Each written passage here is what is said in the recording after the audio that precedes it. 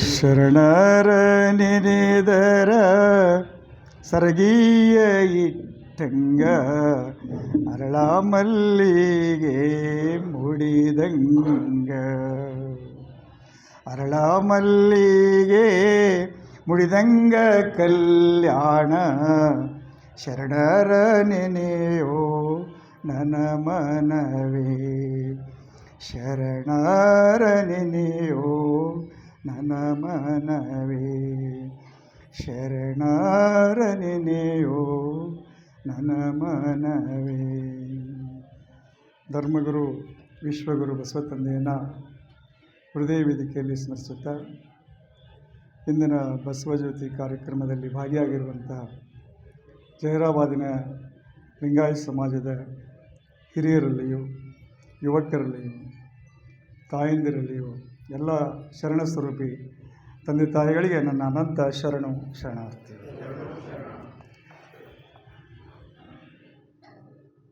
ಹದಿನೈದನೇ ತಾರೀಕು ಸಂಕ್ರಾಂತಿ, ಮಕರ ಸಂಕ್ರಾಂತಿ ಲಿಂಗಾಯತರಿಗೆ ಒಂದು ದೊಡ್ಡ ಸಂತೋಷದ ಸುದ್ದಿ. 1155 ಮೊಟ್ಟ ಮೊದಲ ಇಷ್ಟಲಿಂಗವನ್ನು ಸಂಶೋಧನೆ ಆಗಿರುವಂಥ ದಿನ. ಇಷ್ಟಲಿಂಗ ನಮ್ಮ ಕರಸ್ಥಳಕ್ಕೆ ಬಸವಣ್ಣನವರು ಸಂಶೋಧನೆ ಮಾಡಿ ಆವಿಷ್ಕಾರ ಮಾಡಿರುವಂಥ ಒಂದು ಒಳ್ಳೆಯ ದಿನ. ಅದು ನಿನ್ನೆ ದಿನ, ಅದು 1155. ಅವತ್ತು ನಾವು ನಿಜವಾದಂಥ ಲಿಂಗಾಯತರ ಕೈಗೆ ಇಷ್ಟಲಿಂಗ ದೊರಕಿದೆ. ಅದಕ್ಕಿಂತ ಮೊದಲು ನಾವೆಲ್ಲರೂ ಸ್ಥಾವರ ಲಿಂಗ ಪೂಜಕರೇ. ಹಾಗಾಗಿ ಶಿವಯೋಗಿ ಸಿದ್ದರಾಮೇಶ್ವರ ಜಯಂತಿ ನಿನ್ನೆ. ಶಿವಯೋಗಿ ಸಿದ್ದರಾಮೇಶ್ವರ ಸೋಲಾಪುರದವರು. ಅವ್ರ ತಂದೆ ಹೆಸರು ಮುದ್ದುಗೌಡ, ಅವರ ತಾಯಿ ಹೆಸರು ಸುಗ್ಗಲದೇವಿ. ಭಾಳ ಪರಮ ಶಿವಭಕ್ತರು, ಭಾಳ ತಪಸ್ವಿಗಳು. ಶಿವನ 2ನೇ ಪ್ರತಿರೂಪ ಅಂದರೆ ಶಿವಯೋಗಿ ಸಿದ್ದರಾಮೇಶ್ವರ.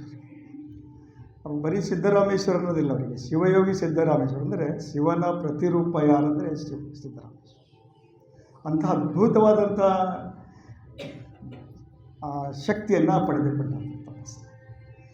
3ನೇ ಗಂಡನ ಶಿವನಿಗೆ, ಪುರಾಣಗಳಲ್ಲಿ ನೋಡ್ತೀವಿ 3ನೇ ಉರಿಗಣ್ಣನ ಶಿವನಿಗೆ ಮಾತ್ರ ಇರ್ತದೆ ಅಂತ ನಾನು. ಆದರೆ ಇಲ್ಲಿ 3ನೇ ಉರಿಗಣ್ಣಿರುವುದು ಶಿವಯೋಗಿ ಸಿದ್ದರಾಮೇಶ್ವರರಿಗೂ ಸಹಿತ ಇದೆ. ಹಾಗಾಗಿ ಶಿವಯೋಗಿ ಸಿದ್ದರಾಮೇಶ್ವರರು ಅವರು ತಮ್ಮ ವಚನದೊಳಗೆ ಭಾಳ ಸುಂದರವಾಗಿ ಹೇಳ್ತಾರೆ.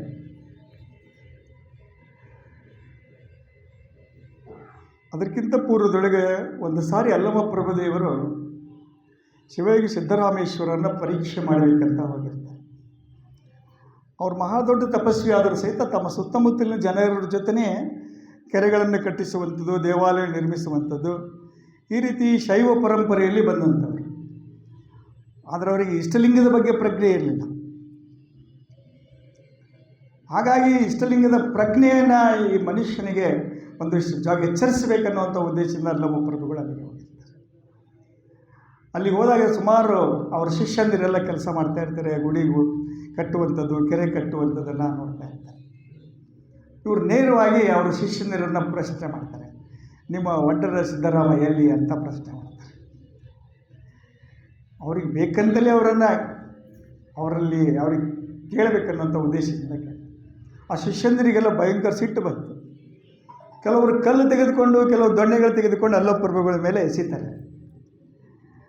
ಆದರೂ ಅಲ್ಲಮ ಪ್ರಭುಗಳು ಭಾಳ ದೊಡ್ಡ ತ್ರಿಕಾಲ ಜ್ಞಾನಿಗಳು. ಅವ್ರಿಗೆ ಯಾವುದೇ ಕಲ್ಲು ಅವರಿಗೆ ತಾಗಂಗಿಲ್ಲ. ಅಷ್ಟಕ್ಕೆ ಸುಮ್ಮನೆ ಕೂಡಲಿಲ್ಲ. ಅವ್ರ ಶಿಷ್ಯರವರು ಆ ಗುರುವಿಗೆ ಹೋಗಿ ಹೇಳ್ತಾರೆ ಸಿದ್ದರಾಮೇಶ್ವರಿಗೆ. ಅವ್ರು ಭಯಂಕರ ಸಿಟ್ಟು. ಅವರು ಹೊರಗಡೆ ಬಂದು ನೋಡ್ತಾರೆ, ಯಾರೋ ಈ ರೀತಿ ನಿಮ್ಮನ್ನು ಒಡ್ಡರ ಸಿದ್ದರಾಮ ಅಂತ ಕರೀತಾರಲ್ಲಿ ಸಂಬೋಧಿಸ್ತಾರ ಅಂತ. ಅವ್ರಿಗೆ ಭಯಂಕರ ಸಿಟ್ಟು ಬಂತು, ನೀವು ಯಾರು ಅಂತ ಕೇಳಿ. ಆವಾಗ ಅವರು ಭಯಂಕರ ಸಿಟ್ಟು ಬಂದು ಅವರು ತನ್ನ 3ನೇ ಉರಿಗಣ್ಣನ್ನು ಅಲ್ಲಮ ಪ್ರಭುಗಳ ಮೇಲೆ ಪ್ರಹಾರ ಮಾಡ್ತಾರೆ. ಆ ಪ್ರಹಾರ ಮಾಡಿದಾಗ ಅಲ್ಲಮ ಪ್ರಭುಗಳಿಗೆ ಒಂದು ಬೆಂಕಿ ಕಿಡಿ ಸಹಿತ ಹತ್ತದಿಲ್ಲ. ಅದು ಎಲ್ಲ ಬೆಂಕಿ ಹೋಗಿ ಅಲ್ಲಮ ಪ್ರಭುಗಳ ಹೆಬ್ಬೆರಳಿನಲ್ಲಿ ಸಮಾವೇಶ ಲೀನ್ ಆಗುತ್ತೆ ಅಲ್ಲಿ. ಆವಾಗ ಸಿದ್ದರಾಮೇಶ್ವರ ಜಾಗೃತ ಆಗ್ತಾರೆ. ನಾನೇ ದೊಡ್ಡ ತಪಸ್ವಿ ಅಂತ ತಿಳ್ಕೊಂಡಿದ್ದೆ, ಇವರು ನನಗಿಂತಲೂ ಮೀರಿರುವಂಥ ತಪಸ್ವಿ ಕಾಣಿಸ್ತಾರೆ, ಇವರು ತ್ರಿಕಾಲ ಜ್ಞಾನಿಗಳು ಅಂತ ತಿಳ್ಕೊಂಡು ಅಲ್ಲಮ ಪ್ರಭುಗಳಿಗೆ ಹೋಗಿ ಸಾಷ್ಟಾಂಗ ನಮಸ್ಕಾರ ಹಾಕ್ತಾರೆ. ಆಗಲೇ ಸಿದ್ದರಾಮೇಶ್ವರರು ಕಲ್ಯಾಣಕ್ಕೆ ಬರ್ತಾರೆ. ಕಲ್ಯಾಣಕ್ಕೆ ಬಂದಾಗ ಅಲ್ಲಿರೋ ಶರಣರಲ್ಲಿ ಅತ್ಯಂತ ಕಿರಿಯ ವಯಸ್ಸಿನ ಶರಣ ಯಾರು ಅಂದರೆ ಶಟಸ್ಥಲ ಚಕ್ರವರ್ತಿ ಚನ್ನಬಸವ. ಅವರಿಂದ ಲಿಂಗದೀಕ್ಷೆಯನ್ನು ತೆಗೆದುಕೊಂಡು ಅಲ್ಲಮ್ಮ ಪ್ರಭುಗಳ ಜೊತೆಗೆ ಬಸವಣ್ಣವ್ರ ಜೊತೆಗೆ ಸುಮಾರು ಕಾಲ ಅಲ್ಲಿ ವಾಸ ಮಾಡ್ತಾರೆ. ಅಲ್ಲಿರುವಂಥ ವಾತಾವರಣವನ್ನು ನೋಡಿ ಬಸವಣ್ಣನ ವ್ಯಕ್ತಿತ್ವದ ಬಗ್ಗೆ ಅನೇಕ ವಚನಗಳನ್ನು ಬರೆದಿದ್ದಾರೆ ಸಿದ್ದರಾಮೇಶ್ವರ. ಬಸವಣ್ಣನೇ ತಾಯಿ, ಬಸವಣ್ಣನೇ ತಂದೆ, ಬಸವಣ್ಣನೇ ನನಗೆ ಪರಮ ಬಂಧು, ವಸುಧೀಶ ಕಪಿಲ ಸಿದ್ಧ ಮಲ್ಲಿಕಾರ್ಜುನ ನಿಮ್ಮ ಹೆಸರಿಟ್ಟ ಗುರು ಬಸವಣ್ಣನೇ. ನನ್ನ ಎಲ್ಲವೂ ಸರ್ವಸ್ವ ಬಸವಣ್ಣ ಅಂತ ತಿಳ್ಕೊಂಡಿದ್ದೆ.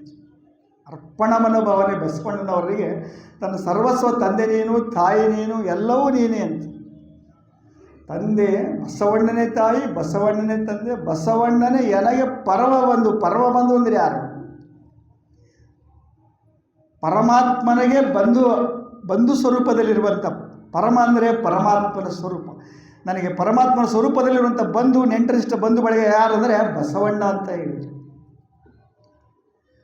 ವಸುಧೀಶ ಕಪಿಲ ಸಿದ್ಧ ಮಲ್ಲಿಕಾರ್ಜುನ ನಿಮ್ಮ ಹೆಸರಿಟ್ಟ ಗುರು ಬಸವಣ್ಣ. ವಸುಧೀಶ ಅಂದರೆ ಸೃಷ್ಟಿಕರ್ತ ಪರಮಾತ್ಮ. ಆ ಪರಮಾತ್ಮನಿಗೂ ಹೆಸರಿಟ್ಟಂಥವ್ರು ಯಾರು ಇದ್ದಿದ್ರಿ ಅದು ಬಸವಣ್ಣನವರು. ಬಹುಶಃ ಯಾರೂ ಹೆಸರಿಟ್ಟಿಲ್ಲ ಪರಮಾತ್ಮನಿಗೆ, ಆದರೆ ಪರಮಾತ್ಮನಿಗೆ ಒಂದು ಹೆಸರನ್ನು ಇಟ್ಟು ಆ ಹೆಸರಿನ ಪ್ರತಿರೂಪವಾಗಿ ವಿಶ್ವಮನ ಕುರು ಹಾಗೆ ಇಷ್ಟಲಿಂಗವನ್ನು ನಮ್ಮ ಕೈ ಕರಸ್ಥಲಿಗೆ ಕೊಟ್ಟು ಆ ಲಿಂಗಕ್ಕೆ ಹೆಸರನ್ನು ಕೊಟ್ಟಿರುವಂಥವ್ರು ಯಾರು ಇದ್ದಿದ್ರೆ ಅದು ಬಸವಣ್ಣ. ಇದು ನಾನು ಹೇಳಲ್ಲ, ಶಿವಯೋಗಿ ಸಿದ್ದರಾಮೇಶ್ವರ. ಮತ್ತೊಂದು ಕಡೆ ಹೇಳ್ತಾರೆ ಶಿವಯೋಗಿ ಸಿದ್ದರಾಮೇಶ್ವರ ವಚನಗಳು ಬಹಳ ಸುಂದರವಾಗಿರುವಂಥ. ಉದಕವೆಲ್ಲ ಒಂದೇ ಈ ಚಲಿನ ಆಶ್ರಯಿಸಿ ಮದ್ಯಪಾನವೆನಿಸಿತ್ತು. ಉದಕವೆಲ್ಲ ಒಂದೇ ಈ ಚಲಿನ ಆಶ್ರಯಿಸಿ ಮದ್ಯಪಾನವೆನಿಸಿತ್ತು. ಉದಕ ಅಂದರೆ ನೀರು ತೆಂಗಿನ ಗಿಡಕ್ಕೆ ಹಾಕಿರಿ ಅಥವಾ ಈಚಲ್ ಅಂದರೆ ಸಿಂಧಿ ಗಿಡಕ್ಕೆ ಹಾಕಿರಿ, ಯಾವ ಹೂವಿನ ಗಿಡಕ್ಕೆ ಹಾಕಿದರೂ ಸಹಿತ ಅದರ ಹೂವಿನ ಪರಿಮಳ ಒಂದೇ ಇರುತ್ತೆ. ಆಮೇಲೆ ತೆಂಗಿನಕಾಯಿ ಗಿಡಕ್ಕೆ ನೀರು ಹಾಕಿದ್ರು ತೆಂಗಿನ ಎಳನೀರನ್ನ ಕೊಡುತ್ತೆ.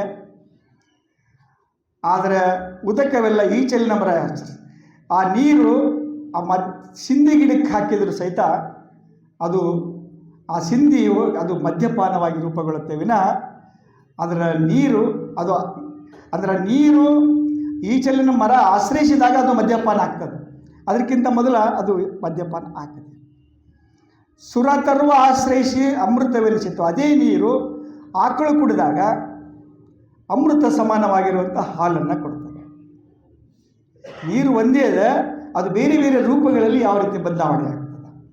ದೇಹವೆಲ್ಲ ಒಂದೇ ಅಂಗನೇರ ಆಶ್ರಯಿಸಿ ಭವಕ್ಕೆ ಬೀಜವಾಯಿತು. ಎಲ್ಲ ದೇಹಗಳು ಒಂದೇ, ಆದರೆ ಅಂಗನೇರ ಅಂದರೆ ಹೆಣ್ಣು ಮಕ್ಕಳ ಸಹವಾಸದಾಗ ಸೇರಿದಾಗ ಅಲ್ಲಿ ಮತ್ತೊಂದು ಹೊಸ ಜೀವಕ್ಕೆ ಜನ್ಮ ಕೊಡ್ತದೆ. ಆದರೆ ಮೂಲ ದೇಹ ಯಾವುದಂದರೆ ಒಂದೇ. ಆ ದೇಹ ಮತ್ತೊಂದರ ಸಹವಾಸ ಮಾಡಿದಾಗ ಅಲ್ಲಿ ಮತ್ತೊಂದು ಹೊಸ ಜೀವಾತ್ಮಕ್ಕೆ ಅವಕಾಶ ಕೊಡುತ್ತೆ. ಲಿಂಗವ ಆಶ್ರಯಿಸಿ ಭವಾರಣ್ಯಕ್ಕೆ ದಾವನ ಲೆನಿಸಿತ್ತು ನೋಡ ಕಪಿಲ ಸಿದ್ಧ.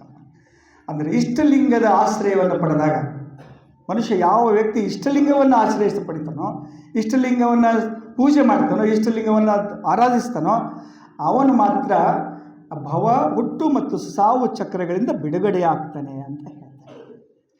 ಇದು ಇಷ್ಟಲಿಂಗದೊಳಗೆ ಅಂಥ ಒಂದು ದೊಡ್ಡ ಶಕ್ತಿ ಇದೆ ಅಂತ ಶಿವಯೋಗಿ ಸಿದ್ದರಾಮೇಶ್ವರ ಹೇಳ್ತಾರೆ.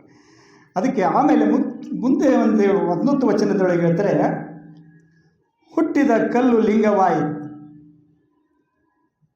ಹುಟ್ಟಿದ ಕಲ್ಲು ದೇವಾಲಯವಾಯಿತು, ಹುಟ್ಟಿದ ಪಶು ಹೊಲಕ್ಕೆ ಬಂದಿತ್ತು, ಹುಟ್ಟಿದ ಮರ ಕಟ್ಟಳೆಯಾದವು, ಹುಟ್ಟಿ ಕೀರ್ತಿಯ ಮುಟ್ಟದವ ಇಟ್ಟ ಹುಳಿಯನ್ನದಂತೆ ನೋಡ ಕಪಿಲ ಸಿದ್ಧ ಮಲ್ಲಿಕಾರ್ಜುನ.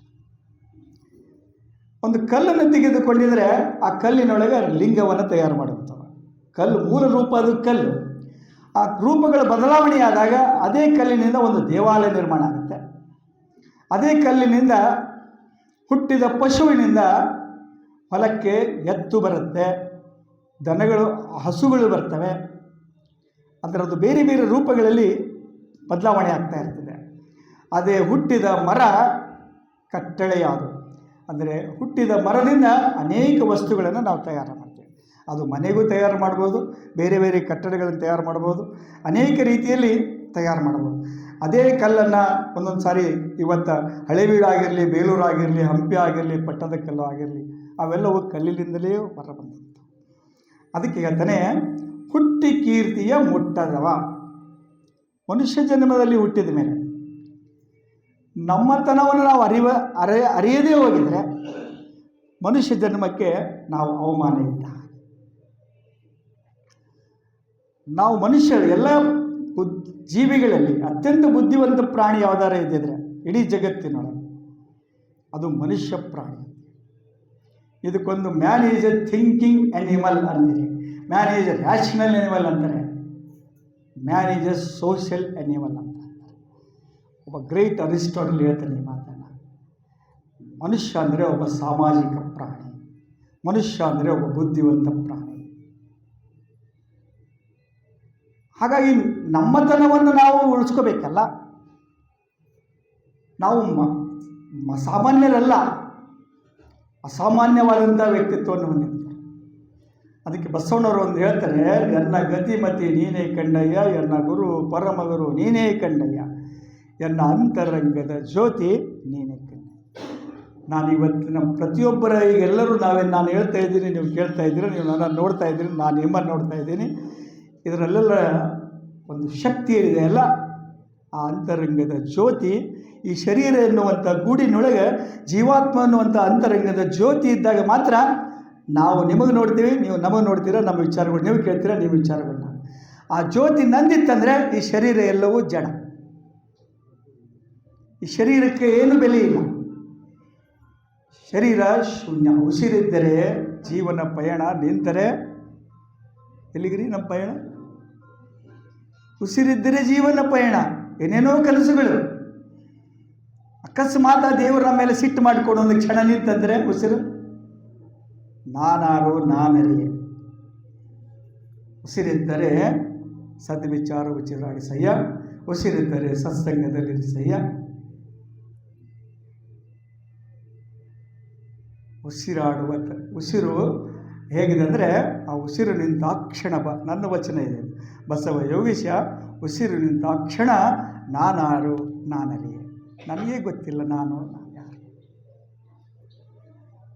ಅದಕ್ಕೆ ಹೇಳ್ತಾನೆ, ಉಸಿರಿದ್ದರೆ ಜೀವನೋಲ್ಲಾಸ, ನಿಂತರೆ ಬರೀ ಶೂನ್ಯ. ನನ್ನದನ್ನೋರು ಯಾರೂ ಇಲ್ಲ.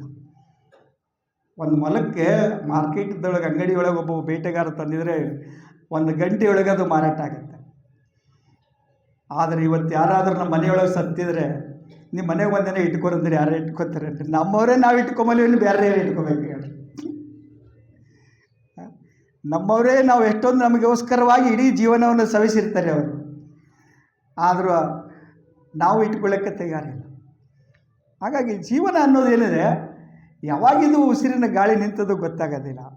ಆದರೆ ಉಸಿರಿರೋ ತನಕ ಈ ಸಮಾಜಕ್ಕೆ, ನೀವು ಹುಟ್ಟಿದಂಥ ಧರ್ಮಕ್ಕೆ, ಈ ಸಮಾಜಕ್ಕೆ ನಮ್ಮ ಕೊಡುಗೆ ಕೊಡೋದು ಭಾಳ ಅವಶ್ಯಕತೆ.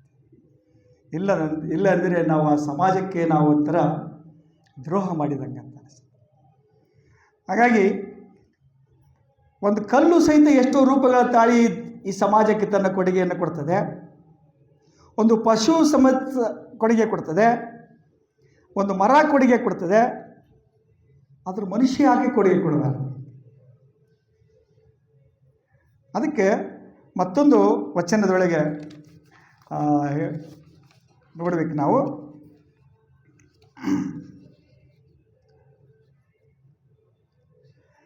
ಪ್ರಥಮಂತು ಬಸವಣ್ಣ, ದ್ವಿತೀಯಂತು ಲಿಂಗ, ತೃತೀಯಂತು ತತ್ವ ಬ್ರಹ್ಮಾಂಡವೆಲ್ಲ ಅಕಳಂಕ ಗುಣನಿಧಿ ಚಿದಾನಂದ ಬಸವಂಗೆ ಭಕುತನಾದೇನು ಗುರುವೇ ಯೋಗಿನಾಥ. ಶಿವಯೋಗಿ ಸಿದ್ದರಾಮೇಶ್ವರ ವಚನಗಳನ್ನು 2 ಅಂಕಿತನಾಮಗಳಿದಾವೆ. ಒಂದು ಕಪಿಲ ಸಿದ್ಧ ಮಲ್ಲಿಕಾರ್ಜುನ ಇದೆ, ಮತ್ತೊಂದು ಯೋಗಿನಾಥ ಅಂತ ಇದೆ. ಸ್ವತಃ ಸಿದ್ದರಾಮೇಶ್ವರ ಹೇಳ್ತಾರೆ ನೋಡಿ, ಪ್ರಥಮಂತು ಬಸವಣ್ಣ, ದ್ವಿತೀಯಂತು ಲಿಂಗ. ಮೊಟ್ಟ ಮೊದಲ ಬಸವಣ್ಣನಿಂದಲೇ ಹುಟ್ಟಿರುವಂಥದ್ದು ಯಾವುದು ಅಂದರೆ ಲಿಂಗ ಮೊದಲು ಇರಲಿಲ್ಲ ಅಂತ ಹೇಳ್ತಾರೆ ಶಿವಯೋಗಿ ಸಿದ್ದರಾಮೇಶ್ವರ. ಇಷ್ಟಲಿಂಗ ಅನ್ನೋದು ಪರಿಕಲ್ಪನೆ ಇರಲಿಲ್ಲ ಜನರಿಗೆ. ಅದಕ್ಕೆ ಮೊಟ್ಟ ಮೊದಲು ಇಷ್ಟಲಿಂಗ ಜನಕ ಅಂತಲೇ ಹಲವು ಬಸವಣ್ಣವ್ರಿಗೆ ಹೇಳ್ತೀವಿ ನಾವು. ಅದಕ್ಕೆ ಪ್ರಥಮಂತೂ ಬಸವಣ್ಣ, ದ್ವಿತೀಯಂತೂ ಲಿಂಗ, ದ್ವಿತೀಯ ಅಂತಂದ್ರೆ ಆಮೇಲೆ ಬಂದಂಥದ್ದು ಲಿಂಗ. ಆದರೆ ಲಿಂಗ ಹುಟ್ಟಿದ್ದು ಯಾರೇನಂದರೆ ಬಸವಣ್ಣನ ಉದರದೊಳಗೆ ಲಿಂಗ ಹುಟ್ಟಿತ್ತು ಅಂತ. ಆಮೇಲೆ ತೃತೀಯಂತ ತತ್ವ ಬ್ರಹ್ಮಾಂಡವೆಲ್ಲ ಅಕಳಂಕ ಗುಣನಿಧಿ ಚಿದಾನಂದ ಬಸವಂಗೆ. ಅಕಳಂಕ ಅಂದರೆ ಕಳಂಕರಹಿತವಾಗಿರುವಂತಹ ಸೃಷ್ಟಿಕರ್ತ ಪರಮಾತ್ಮ ಸಚ್ಚಿದಾನಂದ ಸ್ವರೂಪ ಆಗಿರುವಂಥ ದೇವರು. ಅದಕ್ಕೆ ಯಾರಂದರೆ ಅಕಳಂಕ ಗುಣನಿಧಿ ಚಿದಾನಂದ ಬಸವಂಗೆ. ಬಸವಣ್ಣನವರಿಗೆ ದೇವರ ಮಟ್ಟಕ್ಕೆ ಒಯ್ದಿದ್ದಾರೆ ಶಿವಯೋಗಿ ಸಿದ್ದರಾಮೇಶ್ವರ. ಚಿದಾನಂದ ಬಸವಂಗೆ ಅಂತ ಹೇಳಿದ್ದಾರೆ. ಸಚ್ಚಿದಾನಂದ ಸ್ವರೂಪನೇ ಬಸವಣ್ಣನ ಅಂತ ಹೇಳ್ತಾರೆ. ಅಂಥ ದೇವರಿಗೆ ನಾನು ಭಕ್ತ ಅಂತ ಹೇಳ್ತಾರೆ. ಬಸವಣ್ಣ ಅಂದರೆ ದೇವರು, ನಾನಂದರೆ ಭಕ್ತ. ಅದಕ್ಕೆ ಅಕಳಂಕ ಗುಣನಿಧಿ ಚಿದಾನಂದ ಬಸವಂಗೆ ಭಕುತನಾದೇನ ಗುರುವೇ ಯೋಗಿನಾಥ. ಅದಕ್ಕೆ ಮತ್ತು ಇನ್ನೊಂದು ಕಡೆ ಶಿವಯೋಗಿ ಸಿದ್ದರಾಮೇಶ್ವರನ ಒಂದು ವಚನದೊಳಗೆ ನಾವು ನೋಡ್ತೀವಿ. ಕಣ್ಣಿಲ್ಲದವರಿಗೆ ಕಣ್ಣು ಕೊಟ್ಟ ಬಸವ. ಹಾಗೆ ಎಲ್ಲರಿಗೂ ಕಣ್ಣಿದ್ದಿಲ್ಲೇನ್ರಿ? ಮತ್ತೆ ನೋಡಿ, ಒಳಾರ್ಥಗಳು ಬೇರೆ ಇರ್ತವೆ. ಕಣ್ಣಿಲ್ಲದವರಿಗೆ ಕಣ್ಣು ಕೊಟ್ಟ ಬಸವ, ಕಾಲಿಲ್ಲದವರಿಗೆ ಕಾಲು ಕೊಟ್ಟ ಬಸವ. ಎನ್ನ ಕಣ್ಣು ಕಾಲಿಂಗೆ ನೀನೇ ಕರ್ತನು, ಕರುಣಿ ಕಪಿಲ ಸಿದ್ಧ ಮಲ್ಲಿಕಾರ್ಜುನ, ಕರುಣಿ ಕಪಿಲ ಸಿದ್ಧ. ಕಣ್ಣು ಯಾವುದು, ಕಾಲು ಯಾವುದು? ಶತಶತಮಾನಗಳಿಂದ ಶೋಷಣೆಗೆ ಒಳಗಾಗಿರುವಂಥ ಜನಕ್ಕೆ ಆ ಸೃಷ್ಟಿಕರ್ತ ಪರಮಾತ್ಮನ ಕುರುವೇ ಗೊತ್ತಿದ್ದಿದ್ದಿಲ್ಲ. ಅಂಥ ಜನರಿಗೆ ದೇವರು ಧರ್ಮದ ಬಗ್ಗೆ ಪರಿಕಲ್ಪನೆ ಇರಲಾರದ ಜನರ ಕೈಯೊಳಗೆ ಆನಂದಮಯವಾಗಿ ಇಷ್ಟಲಿಂಗವನ್ನು ಪೂಜೆ ಮಾಡುವಂಥ ಅವಕಾಶವನ್ನು ಮಾಡಿಕೊಟ್ಟಲ್ಲ ಬಸವಣ್ಣನವರು. ಆ ಕಣ್ಣು ಯಾವುದಂದರೆ ಇಷ್ಟಲಿಂಗ ಎನ್ನುವಂಥ ಕಣ್ಣು ಆ ಸಮುದಾಯಕ್ಕೆ, ಶ್ರೀಸಾಮಾನ್ಯ ಸಮುದಾಯಕ್ಕೆ ಕೊಟ್ಟಿದ್ದಾರೆ. ಯಾವ ಜನರಿಗೆ ಕಣ್ಣು ಇರಲಿಲ್ಲ, ದೇವರ ಕಲ್ಪನೆ ಇರಲಿಲ್ಲ, ದೇವರಂದ್ರೆ ಏನು ಗೊತ್ತಿದ್ದಿಲ್ಲ, ಧರ್ಮ ಅಂದರೆ ಏನು ಗೊತ್ತಿದ್ದಿಲ್ಲ, ಆಚಾರ ವಿಚಾರಗಳ ಪ್ರಜ್ಞೆ ಇರಲಿಲ್ಲ, ಅಂಥ ಜನರನ್ನು ಮೇಲೆತ್ತಿರುವಂಥರು ಬಸವಣ್ಣ. ಅಂಥ ಜನರಿಗೆ ಜೀವನ ಸಾರ್ಥಕ ಮಾಡಿಕೊಳ್ಳೋಕ್ಕೆ ಲಿಂಗಾರ್ಚನೆ ಮಾಡುವಂಥ, ಇಷ್ಟಲಿಂಗ ಪೂಜೆ ಮಾಡುವಂಥ ಅವಕಾಶವನ್ನು ಮಾಡಿಕೊಟ್ಟು ಎಷ್ಟು ಆನಂದ ಆಗಬೇಕು ಅವರಿಗೆ. ಗುಡಿಯೊಳಗೆ ಪ್ರವೇಶ ಇರಲಿಲ್ಲ, ಶೋಷಣೆಗಳಿದ್ದಂಥ ಆ ಸಮಯದೊಳಗೆ ಬಸವಣ್ಣ ಅವರಿಗಾಗಿಯೇ ಹುಟ್ಟಿ ಬಂದಿರುವಂಥ ಮಹಾಪುರುಷ. ಅದಕ್ಕೆ ಕಾಲಿಲ್ಲದವರಿಗೆ ಕಾಲು ಕೊಟ್ಟ ಬಸವ. ಯಾವ ಕಾಲು ಅಂದರೆ ಸದಾಚಾರ ಎನ್ನುವಂತಹ ಕಾಲು. ಸಮಾಜದೊಳಗೆ ನಾವು ಹೇಗೆ ಬದುಕಬೇಕೆನ್ನುವಂತಹ ಕಲಿಸಿರುವಂಥ ಬಸವಣ್ಣ.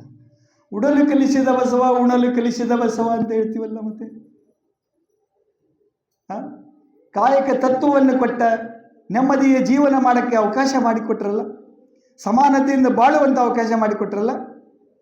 ಶರಣರಲ್ಲಿ ಅಲ್ಲಮ್ಮ ಪ್ರಭುವಿಗೆ ಎಷ್ಟು ಬೆಲೆ ಇದ್ದಿತ್ತು ಅಷ್ಟೇ ಬೆಲೆ ಸೂಳೆ ಸಂಕವೇಗಿದ್ದಿತ್ತು, ಕಸ ಕೂಡಿಸುವಂಥ ಸತ್ಯಕ್ಕಿದ್ದಿತ್ತು. ಅದು ನಿಜವಾದಂಥ ಸುಂದರ ಸಮಾಜ. ಒಬ್ಬ CP ಕೃಷ್ಣಕುಮಾರ್ ಅಂತ ಒಬ್ಬ ಸಾಹಿತಿ ಹೇಳ್ತಾನೆ, ಸರ್ವ ಶೋಷಣೆಗಳಿಂದ ಮುಕ್ತವಾದ, ಸರ್ವೋದಯ ನಿಷ್ಠವಾದ ಕಲ್ಯಾಣ ರಾಜ್ಯವನ್ನು ಬಸವಣ್ಣನವರು ಕಟ್ಟಿದರು. ಸರ್ವ ಶೋಷಣೆಗಳಿಂದ ಮುಕ್ತವಾಗಿರುವಂಥ ಸರ್ವೋದಯ ನಿಷ್ಠ, ಎಲ್ಲರೂ ಈಳಿಗೆ ಆಗುವಂಥ ಸಮಾಜ. ಇಲ್ಲಿ ಯಾರೂ ಹಿಂದೆ ಇಲ್ಲ, ಮುಂದೆ ಇಲ್ಲ, ದೊಡ್ಡವರು ಇಲ್ಲ, ಸಣ್ಣವರು ಇಲ್ಲ, ಮೇಲಿಲ್ಲ, ಕೇಳಿ ಸರ್ವರು ಏಕಕಾಲಕ್ಕೆ ಕಾಯಕ ತತ್ವದ ಅಡಿಯೊಳಗೆ ಪ್ರಗತಿಯನ್ನು ಹೊಂದುವಂತಹ ತತ್ವ ಸಿದ್ಧಾಂತವನ್ನು ಕೊಟ್ಟಿರುವಂಥವರು ಶರಣರು. ಕಾಯಕದಲ್ಲಿ ಮೇಲು ಕೀಳುಗಳಿರಲಿಲ್ಲ, ಯಾವುದೇ ಸಮುದಾಯದೊಳಗೆ ಮೇಲೆ ಕೀಳುಗಳಿರಲಿಲ್ಲ.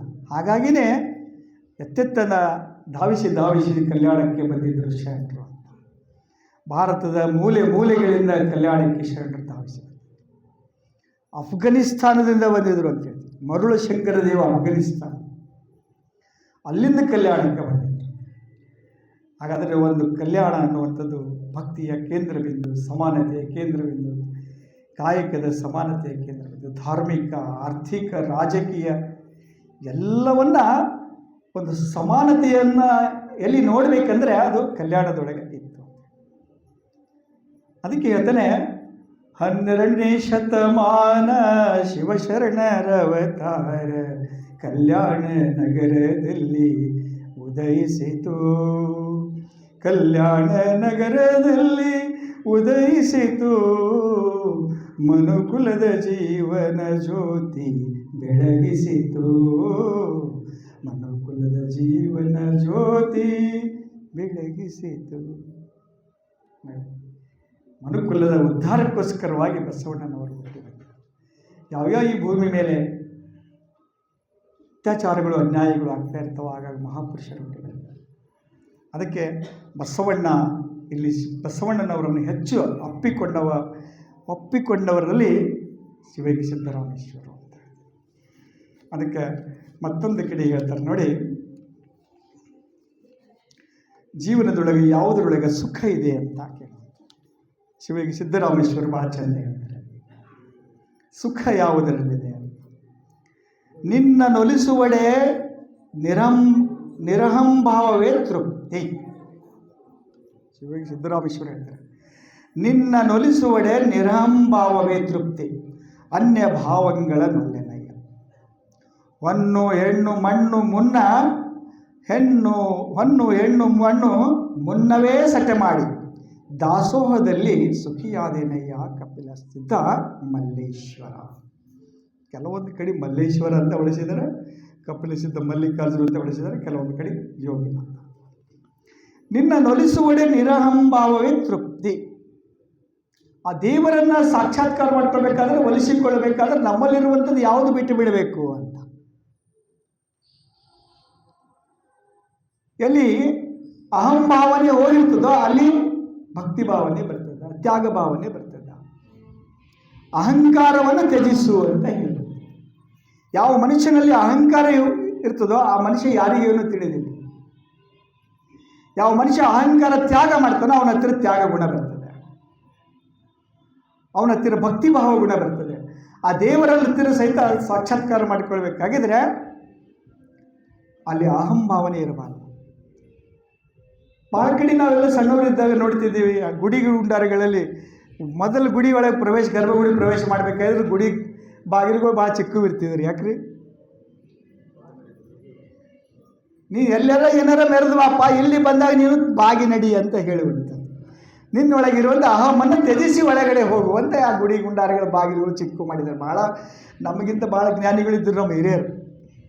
ನಾವು ಏನೆಲ್ಲ ಮಾಡಿದರೂ ಅವ್ರ ಸಾಧನೆ ನಾವು ಮಾಡೋಕ್ಕಾಗ್ತಾ ಇಲ್ಲ ಇವತ್ತು. ಅದಕ್ಕೆ ಅನ್ಯ ಭಾವ ನಮ್ಮ ಹತ್ತಿರ ಏನು ನೋಡು ಅಂದರೆ ಅನ್ಯ ಭಾವಗಳನ್ನು ಅಲ್ಲೇನಯ್ಯ, ಬೇರೆ ಬೇರೆ ಭಾವಗಳು ಬೇಡ ನನಗೆ, ಕೆಟ್ಟ ಭಾವನೆಗಳನ್ನು ಹತ್ತಿರ ಸುಳಿಯದಂತೆ ಮಾಡುವಂತ. ನನ್ನ ಹತ್ತಿರ ಯಾವ ಜ್ಞಾನ ಕೊಡು ಅಂದರೆ ಭಕ್ತಿ ಕೊಡು, ಜ್ಞಾನ ಕೊಡು, ದಾಸೋಹ ಕೊಡು, ಯೋಗ ಕೊಡು ಅಂತ. ಸ್ವಾಮಿ ವಿವೇಕಾನಂದರಿಗೆ ಭಾಳ ಬಡತನ ಇದ್ದೈತೆ ರೀ. ಗ್ರ್ಯಾಜುಯೇಷನ್ ಮಾಡಿದರೂ ಸಹಿತ ಭಾಳ ಉದ್ಯೋಗ ಸಿಗ್ತಾ ಇರಲಿಲ್ಲ.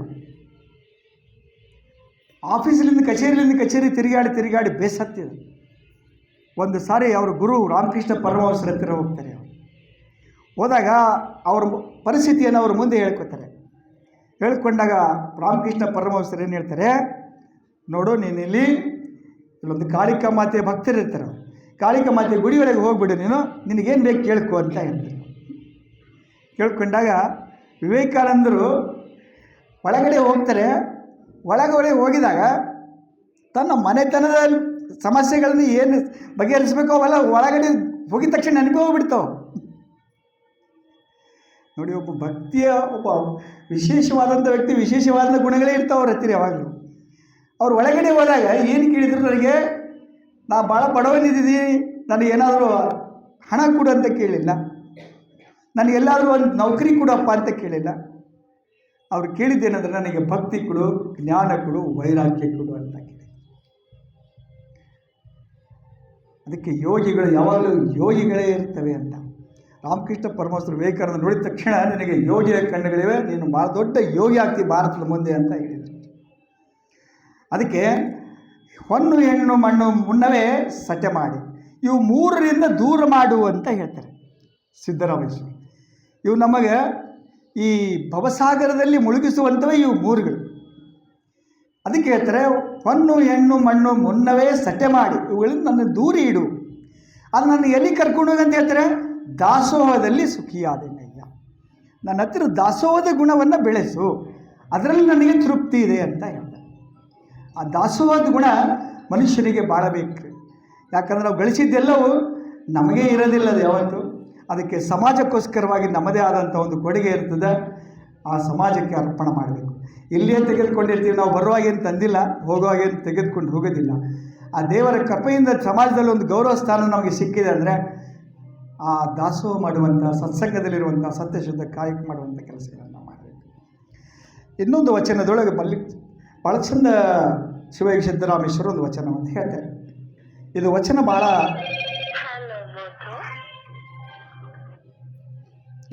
ಭಾಳ ಕೆಲವೊಬ್ಬರಿಗೆ ಇದು ಭಾಳ ತುಂಬ ತೊಂದರೆಯನ್ನು ಕೊಡ್ತಾ, ಕೆಲವೊಬ್ಬರಿಗೆ ಅದು ಖುಷಿನೂ ಅನ್ನಿಸ್ತಾ. ಅವ್ರ ವಿಚಾರಗಳು ಯಾವಾಗಲೂ ನೇರವಾಗಿರುವಂಥ ವಿಚಾರ. ಶಿವಯೋಗಿ ಸಿದ್ದರಾಮೇಶ್ವರ ಎಂಬ ವಚನದೊಂದು ಪಾರಾಯಣಕ್ಕೆ ವ್ಯಾಸನದೊಂದು ಪುರಾಣ ಸಮಬಾರದಯ್ಯ. ಶರಣರು ಒಂದು ವಚನಕ್ಕೆ ವ್ಯಾಸನು ಬರೆದಿರುವಂಥ 18 ಪುರಾಣಗಳಲ್ಲಿ ಶರಣರ ಒಂದು ವಚನ ಸಾಕು. ಎಂಬ ವಚನದ 108ರ ಅಧ್ಯಯನಕ್ಕೆ ನಮ್ಮ ವಚನಗಳು 108 ಅಧ್ಯಯನ ಮಾಡಿದರೆ ಸಾಕು. ಶತರುದ್ರ ಯಾಗ ಸಮವಾರ ದಯ್ಯ. 100 ಯಾಗಗಳನ್ನು ಮಾಡಿದರೆ, 100 ಹೋಮಗಳನ್ನು ಮಾಡಿದರೂ ಸಹಿತ ಅದಕ್ಕೆ ಶರಣರ 100 ವಚನಗಳ ಅಧ್ಯಯನ ಮಾಡಿ ಸಾಕು, ಅದಕ್ಕೆ ಸಮವಾಗುವುದಿಲ್ಲ ಅಂತ ಹೇಳ್ತಾರೆ. ಇತ್ತೀಚೆಗೆ ಹೋಮ ಹವನ ಯಜ್ಞಗಳು ಭಾಳ ನಡೀತಾ ಇದ್ದಾವೆ. ಅವರಿಗೆ ಸತ್ಯ ಏನದ ಜೀವನದೇ ಗೊತ್ತಿಲ್ಲ. ಅವರಿಗೆ ಅದರಿಂದ ಏನು ಸಿಗ್ತದೆ ಅನ್ನೋದು ಗೊತ್ತಿಲ್ಲ, ಏನು ಸಿಗಲ್ಲ ಅಂತ ಗೊತ್ತಿಲ್ಲ. ನೀವೇನೆಲ್ಲ ತೆಗೆದುಕೊಂಡು ಹೋದರೂ ನಿಮಗೆ ವಾಪಸ್ ಕೊಡೋದು, ನೀವು 1 ಡಜನ್ ಬಾಳೆಹಣ್ಣು ಇದ್ದರೂ ನಿಮಗೆ ಕೊಡೋದು ಒಂದೇ ಒಂದು ಬಾಳೆಹಣ್ಣು. ನೀವು ಎಷ್ಟೆಲ್ಲ ತುಪ್ಪ ಸುರಿದ್ರು ನಿಮಗೆ ಕೊಡೋದು ಏನೂ ಇಲ್ಲ. ನೀವು ಎಷ್ಟೇ ದವಸ ಧಾನ್ಯಗಳು ತೆಗೆದುಕೊಂಡು ಒಯ್ದು ಹಾಕಿದ್ರು ನಿಮ್ಗೆ ಕೊಡೋದು ಏನೂ ಇಲ್ಲ. ಎಷ್ಟು ಶೋಷಣೆ ಆಗ್ತಾಯಿದೆ ನೋಡಿ. ನಾವು ಕೊಟ್ಟು ಬಡವರಾಗತ್ತೀವಿ, ಅವ್ರು ತಗೊಂಡು ಶ್ರೀಮಂತ ಆಗುತ್ತೆ. ಅದಕ್ಕೆ ಶತರುದ್ರ ಯಾಗ ಅಂದರೆ 100 ಯಾಗಗಳು ಮಾಡಿದರೂ ಸಹಿತ ಶರಣರ 100 ವಚನಗಳು ಅಧ್ಯಯನ ಮಾಡಿದ್ರೆ ಸಾಕು. ಆ ವಚನಗಳಿಗೆ ಈ ರುದ್ರ ಯಾಗಗಳು ಸಮಬಾರದಯ್ಯ ಅಂತ ಹೇಳ್ತಾರೆ. ಮತ್ತೊಂದು ಕಡೆ ಹೇಳ್ತಾರೆ, ಎಮ್ಮ ವಚನದ ಸಾಸಿರ ಪಾರಾಯಣಕ್ಕೆ ಗಾಯತ್ರಿ ಲಕ್ಷ ಜಪ ಸಮಬಾರದಯ್ಯ. ಇತ್ತೀಚೆಗೆ ಗಾಯತ್ರಿ ಮಂತ್ರ ಅಂದರೆ ಭಾಳ ಜನ ಶ್ರೇಷ್ಠ, ಅದು ಮಂತ್ರವನ್ನು ಉಚ್ಚಾರ ಮಾಡಿದರೆ ಸಾಕು ನಮ್ಮ ಜೀವನ ಪಾವನ ಅನ್ನುವಂಥ ರೀತಿಯೊಳಗೆ ಅದನ್ನೇ ಉಚ್ಚಾರ ಮಾಡ್ತಾರೆ. ನಾನು ಯಾವುದೇ ಕೆಲವರು ಬಹುಶಃ ತಪ್ಪು ತಿಳ್ಕೊಬಾರದು ಯಾರು, ನಾನು ನನ್ನ ವೈಯಕ್ತಿಕ ಹೇಳ್ತಾ ಇಲ್ಲ, ಇಲ್ಲಿ ಶರಣರು ಹೇಳಿದ್ದನ್ನೇ ನಿಮ್ಮ ಎದುರಿಗೆ ಇಡ್ತಾ ಇದ್ದೀನಿ.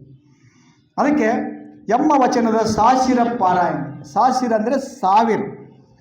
1000 ವಚನಗಳನ್ನು ಪಠನೆ ಮಾಡಿದರೆ ಸಾಕು, ಗಾಯತ್ರಿ ಲಕ್ಷ ಜಪ ಮಾಡಿದರೂ ಅದಕ್ಕೆ ಸಮಬಾರದಯ್ಯ.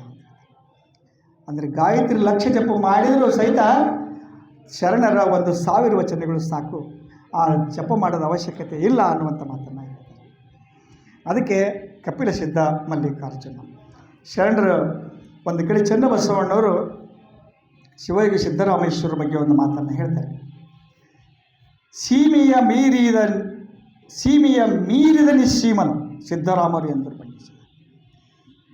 ಸೀಮೆ ಯಾವ ಸೀಮೆಗಳಂದರೆ ಅಧ್ಯಾತ್ಮದ ಸೀಮೆಯನ್ನು ಗಡಿ ದಾಟಿದಂಥ ವ್ಯಕ್ತಿ ಸಿದ್ದರಾಮೇಶ್ವರ ಅಂತ ಹೇಳ್ತಾರೆ. ಆಮೇಲೆ ಮೌಢ್ಯ ಸಂಪ್ರದಾಯಗಳಿಂದ ಮೌಲ್ಯ ಸಂಪ್ರದಾಯಗಳಿಗೆ ನಾಂದಿ ಹಾಡಿದವರು. ಕಲ್ಯಾಣಕ್ಕೆ ಬರೋಕ್ಕಿಂತ ಪೂರ್ವದೊಳಗೆ, ಅಲ್ಲಮ್ಮ ಪ್ರಭುಗಳ ದರ್ಶನ ಆಗೋಕ್ಕಿಂತ ಪೂರ್ವದೊಳಗೆ ಅವರು ವೀರಶೈವ ಪರಂಪರೆಯವರು ಇದ್ದಿದ್ದರು. ಶೈವ ಪರಂಪರೆಯವರು ಮೂಢನಂಬಿಕೆಗಳಲ್ಲಿ ಮಗ್ನವಾಗಿರುವಂಥವ್ರು, ತಲ್ಲೀನವಾಗಿರುವಂಥವ್ರು. ಯಾವಾಗ ಅಲ್ಲಮ್ಮ ಪ್ರಭುಗಳ ದರ್ಶನ ಆಯಿತು, ಕಲ್ಯಾಣಕ್ಕೆ ಬಂದಿದ್ರು, ಆ ಮೌಢ್ಯ ಸಂಪ್ರದಾಯಗಳನ್ನೆಲ್ಲ ಬಿಟ್ಟುಬಿಟ್ಟಿದ್ರು, ಮೌಲ್ಯ ಸಂಪ್ರದಾಯಗಳನ್ನು ಹಿಡಿದರು. ಮೌಲ್ಯ ಸಂಪ್ರದಾಯಗಳೆಲ್ಲದವ್ರಿ ಶರಣರ ತತ್ವದೊಳಗೆ, ಶರಣರ ವಚನದೊಳಗೆ. ಶರಣರ ವಚನಗಳಂದ್ರೆ ಒಂದೊಂದು ವಚನಗಳು ಸಹಿತ ಒಂದೊಂದು ಮೌಲ್ಯಗಳು ಅಂತೇಳಿ. ಒಂದೊಂದು ವಚನದೊಳಗಿருந்து ಒಂದೊಂದು ಪದ ಸಹಿತ ಒಂದು ಮೌಲ್ಯ. ಬಸವಣ್ಣವರು ಒಂದು ವಚನದೊಳಗೆ 7 ಮೌಲ್ಯಗಳಿದಾವೆ. ಆ 7 ಮೌಲ್ಯಗಳನ್ನು ಭಗವದ್ಗೀತೆಗೆ ಬಿಟ್ಟಿಲ್ಲ, ಬೈಬಲಿಗೆ ಬಿಟ್ಟಿಲ್ಲ, ಖುರಾನಿಗೂ ಬಿಟ್ಟಿಲ್ಲ. ಆ ಒಂದು ವಚನ ಓದಿ ಸಾಕು ನೀವು. ಆ ಒಂದು ವಚನ ಆ ಎಲ್ಲ ಗ್ರಂಥಗಳಲ್ಲಿ ಸಿಗುತ್ತೆ. ನಿಮಗೆ ಗ್ರಂಥ ಸಾಹಿಬದೊಳಗೂ ಸಿಕ್ಕರ ಧರ್ಮ ಅದೆಲ್ಲವೂ ನಿಮಗೆ ಪರಿಚಯ ಇರುವಂಥ ವಚನ. ಸಪ್ತ ಸೂತ್ರಗಳು, ಸಪ್ತ ಮೌಲ್ಯಗಳು ಅಂತ ಹೇಳ್ತಾರೆ. ಜೀವನದೊಳಗೆ ಭಾಳ ಅಧ್ಯಯನ ಮಾಡೋದಕ್ಕಿಂತ ಇದು ಒಂದು ವಚನ ಓದಿದ್ರೆ ಸಾಕು, ಎಷ್ಟು ಸುಂದರ ಜೀವನ ಬಾಬಾ, ಅದ್ಭುತವಾದಂಥ ಜೀವನ. ಅದಕ್ಕೆ ಹೇಳ್ತಾರೆ, ಕಳಬೇಡ, ಕೊಲಬೇಡ, ಹುಸಿಯ ನುಡಿಯಲು ಬೇಡ, ಮುನಿಯಬೇಡ, ಅನ್ಯರಿಗೆ ಅಸಹ್ಯ ಪಡಬೇಡ, ತನ್ನ ಬಣ್ಣಿಸಬೇಡ, ಇದರ ಅಳಿಯಲು ಬೇಡ. ಇದೇ ಅಂತರಂಗ ಶುದ್ಧಿ, ಇದೇ ಬಹಿರಂಗ ಶುದ್ಧಿ, ಇದೇ ನಮ್ಮ ಕೂಡಲ ಸಂಗಮ ದೇವರ ಒಲಿಸುವ. ಇಲ್ಲಿದ ನೋಡಿ ಮೌಲ್ಯ. ಕಳಬೇಡ ಅನ್ನೋದು ಒಂದು ಮೌಲ್ಯ, ಕೊಲಬೇಡ ಅನ್ನೋದು ಒಂದು ಮೌಲ್ಯ, ಅನ್ಯರಿಗೆ ಅಸಹ್ಯ ಪಡಬೇಡ ಅನ್ನೋದು ಒಂದು ಮೌಲ್ಯ. ಬದುಕನ್ನು ಸುಂದರಗೊಳಿಸೋದಕ್ಕೆ ಮೌಲ್ಯಗಳು ಬಹಳ ಅವಶ್ಯ. ಮೌಲ್ಯಗಳಿಲ್ಲದ ಬದುಕು ಅದು ಬದುಕಲ್ಲ. ಅದಕ್ಕೆ ಮೌಲ್ಯಗಳು ಮನುಷ್ಯನಿಗೆ. ನಾನೇನಾದರೂ ಮನುಷ್ಯ ಇದ್ದೀನಿ ಅನ್ನೋದ್ರೆ ಮನುಷ್ಯನ ಹತ್ರ ಮೌಲ್ಯಗಳು ಬೇಕೇ ಬೇಕು. ಇಲ್ಲ ಅಂದರೆ ಮೌಲ್ಯಗಳ ಕಳೆದುಕೊಂಡಂಥ ವ್ಯಕ್ತಿ ಕ್ರೂರಿ ಆಗ್ತಾನೆ, ರಾಕ್ಷಸ ಆಗ್ತಾನೆ. ಅವನ ಮನುಷ್ಯತ್ವವನ್ನು ಕಳ್ಕೊಂಡಾಗಿರ್ತಾನೆ ನೋಡಿ. ಅವ ಮನುಷ್ಯ ಕ್ರೂರಿ ಯಾವಾಗ ಆ ಮನುಷ್ಯತ್ವ ಕಳ್ಕೊಂಡಾಗ ಕ್ರೂರಿ ಆಗ್ತಾನೆ. ಒಂದು ಕೊಲೆ ಮಾಡ್ತಾನೆ, ಒಬ್ಬ ನೇಣು ಹಾಕ್ತಾನೆ, ಅಥವಾ ರೈಲು ಪಟ್ರಿಲಿಗೆ ಹೋಗ್ತಾನೆ, ವಿಷ ಕುಡಿತಾನೆ. ಅವನು ಶರಣ ತತ್ವದಿಂದ ದೂರ ಇದ್ದ ಸಲುವಾಗಿ ಆ ಮಟ್ಟಕ್ಕೆ ಹೋಗ್ತಾನೆ. ಶರಣ ತತ್ವದಲ್ಲಿ ಸೋಲಿಲ್ಲ, ಇಲ್ಲಿ ವಿಜಯ ಇದೆ ಯಾವಾಗಲೂ. ಈ ಮಾರ್ಗ ಯಾವಾಗಲೂ ವಿಜಯ ಮಾರ್ಗ. ಅದಕ್ಕೆ ಆಗಾಗ ನಾವು ಶರಣರ ವಚನಗಳನ್ನು ಓದ್ತಾ ಓದಿದರೆ ನಮಗೆ ಬದುಕಿಗೆ ಒಂದು ಸ್ಫೂರ್ತಿ ಬರ್ತದೆ, ಧೈರ್ಯ ಬರ್ತದೆ. ಅದಕ್ಕೆ ಅಕ್ಕ ಮಹಾದೇವಿ ತಾಯಿ ಬಹಳ ಸುಂದರವಾಗಿ ವಚನ ಹೇಳಿದಳಲ್ಲ, ಈ ಲೋಕದೊಳಗೆ ಹುಟ್ಟಿರದ ಬಳಿಕ ಸ್ತುತಿ ನಿಂದೆಗಳು ಬಂದರೆ ಮನದಲ್ಲಿ ಕೋಪವ ತಾಳದೆ ಸಮಾಧಾನಿಯಾಗಿರಬೇಕು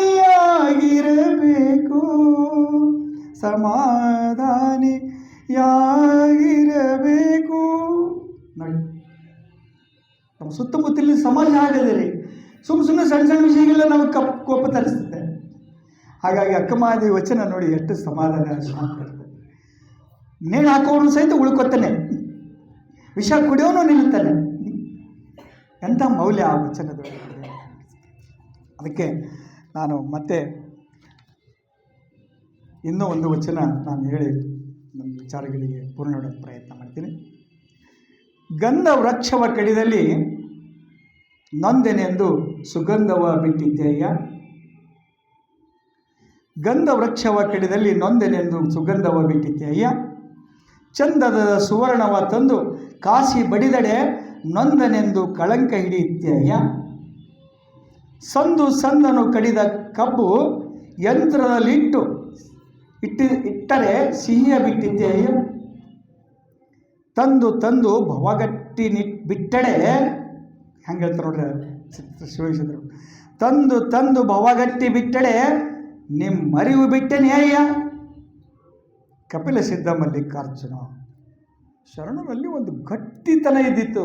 ಭಕ್ತಿ ಅಂದ್ರೆ ಸುಮ್ಮನೆ ಎಲ್ಲ, ಅದು ಗಟ್ಟಿತನ ಭಕ್ತಿ ಇರಬೇಕು.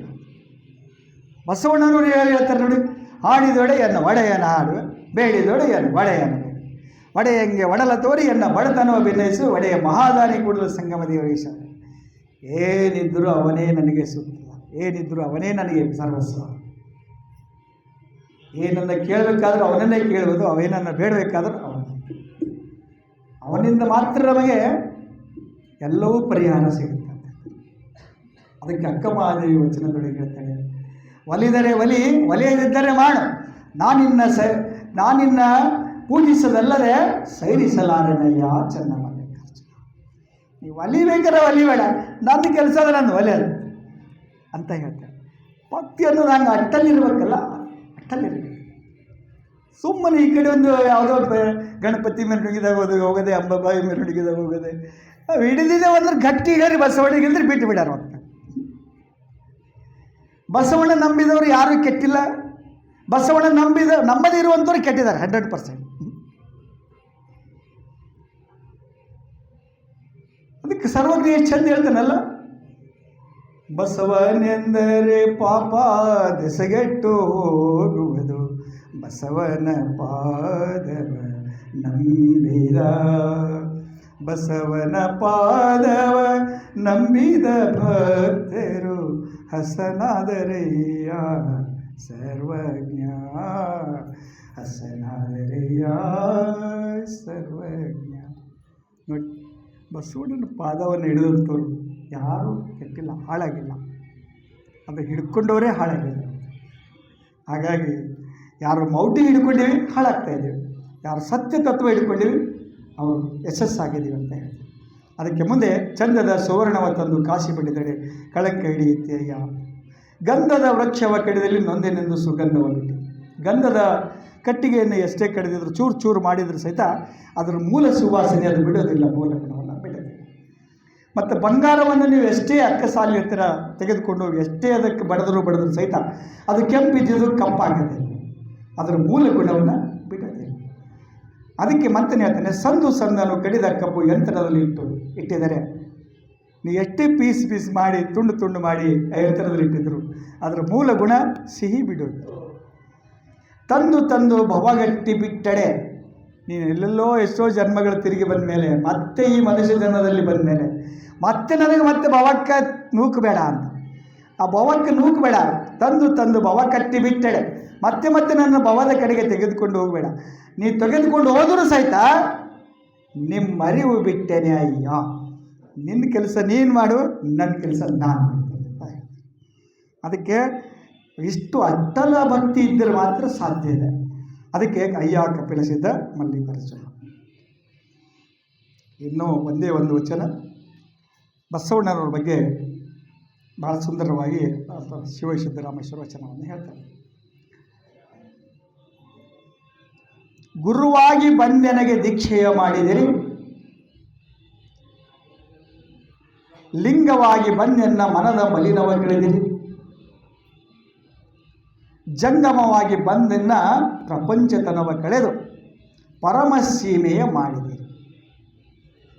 ಇಂತಿದ್ದೆಲ್ಲವೂ ಬಸವಣ್ಣನಾಗಿ ಎನಗೆ ಪ್ರಸಾದವ ನೀಡಿ ಸಲಹಿದ ಕಪಿಲ ಸಿದ್ಧ ಮಲ್ಲಿಕಾರ್ಜುನ, ಇನ್ನೇನ ಗತಿಶಯ ಇಲ್ಲ, ಏನೂ ಇಲ್ಲ ಅಂತ. ಇದೆಲ್ಲವೂ ಸಿಕ್ಕಿರುವುದು ಆ ಬಸವಣ್ಣನಿಂದ. ಇದರಲ್ಲಿ ಅತಿಶಯ ಏನು ತಿಳ್ಕೊಳ್ಬೇಡಿ, ಅದೆಲ್ಲವೂ ಸಿಕ್ಕಿರೋದು ಯಾರಿಂದ ಅಂದರೆ ಬಸವಣ್ಣನಿಂದ ನನಗೆಲ್ಲವೂ ಸಿಕ್ತು ಅನ್ನುವಂಥ ಮಾತನ್ನು ಹೇಳ್ತೇನೆ. ಹಾಗಾಗಿ ನಾನು ಇನ್ನು ಹೆಚ್ಚಿನ ಸಮಯ ತೆಗೆದುಕೊಳ್ಳದೆ ನನಗೊಂದು ಅವಕಾಶ ಮಾಡಿಕೊಟ್ಟಿರುವಂಥ ತಮಗೆಲ್ಲರಿಗೂ ಮತ್ತೊಮ್ಮೆ ಧನ್ಯವಾದವನ್ನು ಹೇಳ್ತಾ ನನ್ನ ವಿಚಾರಗಳಿಗೆ ಪೂರ್ಣಗೊಳಿಸ್ತೇನೆ. ಓಂ ಶ್ರೀ ಗುರು ಬಸವಲಿಂಗ ಶರಣ.